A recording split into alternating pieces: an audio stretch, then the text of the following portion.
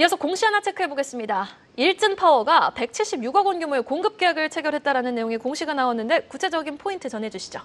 그 일진파워가 176원 하동 화력인데요. 그 하동 화력은 사실은 이제 그 한국 남부 발전의 산하에서 이제 이르는 발전소입니다. 그러니까 일진파워가 원자력 테마주로 이제 분류가 되는데 원자력 테마주 중에서 실질적으로 실체가 있느냐, 그래서 매출이 일어났냐는 것을 따져봤을 때 이런 공시를 보면은 실체가 있고 매출이 일어나는 기업이다라는 것을 점에서 이제 확인할 수가 있고요. 하동 화력에서 보일러 설비 공사인데 보일러 설비 공사라는 게 우리 모든 가정집에다 보일러가 있지 않습니까? 이제 그런 보일러하고는 차원이 다른 그 원자력 발전이나 대규모 화력 발전에서 보일러 설비 공사 내지 보일러를 갖다 설비하는 기업이다 이렇게 이해하시면 됩니다. 그러니까 바꿔 얘기하면 뭐냐면은 원자력 발전이나 대규모 화력 발전소에서 아무나 진입할 수가 없습니다. 이런 설비 공사가 중요하고 이번에 사실 설비 공사이긴 하지만 또 하나 설비 공사이기도 하지만 동시에 이제 일종의 AS라 보시면 됩니다. 이제 이런 점에서 꾸준하게 이제 캐시플로우가 일어나는 비즈니스 모델을 갖고 있다는 것도 중요하게 보시면 되겠고요. 일진파워는 이제 아까 말씀드린 대로 한국 원자력 기업, 원자력 연구원과 같이 국제 사업을 동시에 또 수행하고 있습니다. 근데 그만큼 이제 기술력이 이제 입증된 기업이고 또 하나는 수소에너지도 동시에 하고 있습니다. 그러니까 일진파워는 그 윤석열 정부 출범하면서 친원전 정부가 바뀌면서 원자력 발전에 대한 여러 가지 이제 그 정부나 세계 곳곳에서 이제 발전소 수요가 생기는데 여기에 따라서 일진파워의 그 매출과 주가도 같이 동시에 뛸 수 있다는 것도 중요한 핵심 포인트입니다.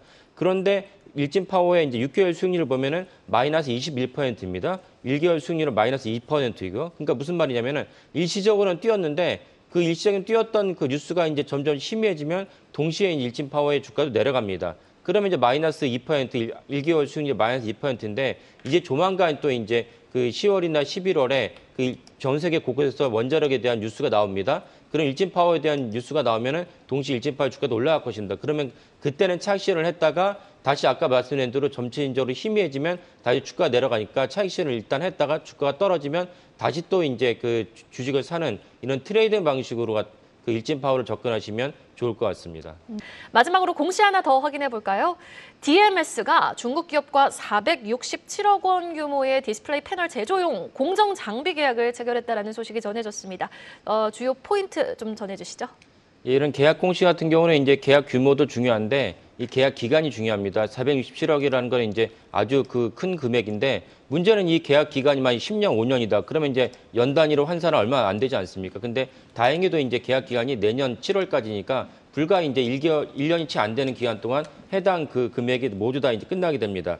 그 DMS에 주목할 점은 무엇이냐면 이제 디스플레이를 갖다가 제조하는 납품하는 기업인데 최근에 디스플레이 관련된 기업들이 우리나라 기업들이 연달아 중국에서 수주 공시를 내고 있습니다. 그 DMS뿐만 아니라 SNE 프리션이 있고 KC텍이 있습니다. 이 말은 뭐냐면 우리가 예상외로 중국에서 양회가 지난 3월에 끝났으니까 시진핑 정부가 중국 경제에 대해서 급격하게 드라이브를 걸 줄 알았는데 드라이브가 안 걸렸습니다. 근데 이제 좀 여러 가지 지표를 보면 드라이브가 제대로 걸렸고 이런 것들이 사실은 중국 경제 정상화로 말미암아서 DMS뿐만 아니라 관련된 기업들이 수주가 연달아 나오고 있습니다. 그 DMS도 이번에도 이제 관련된 데서 수주 공제 나왔다고 보시면 되겠고요.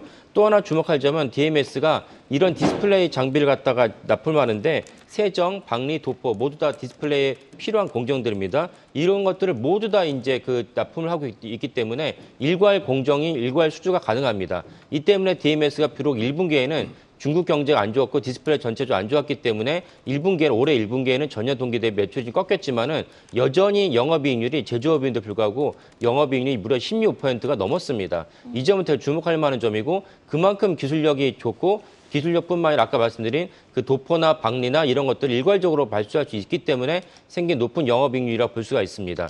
DMS가 이제 아까 말씀드린 중국 경제가 정상화가 되고 그다음에 우리나라에도 LG 디스플레이나 삼성 디스플레이도 여전히 디스플레이 장비를 발주를 시작할 것이기 때문에 여전히 DMS에 대한 올해 하반기 내년 상반기까지 유효하다 이렇게 보시면 좋겠습니다.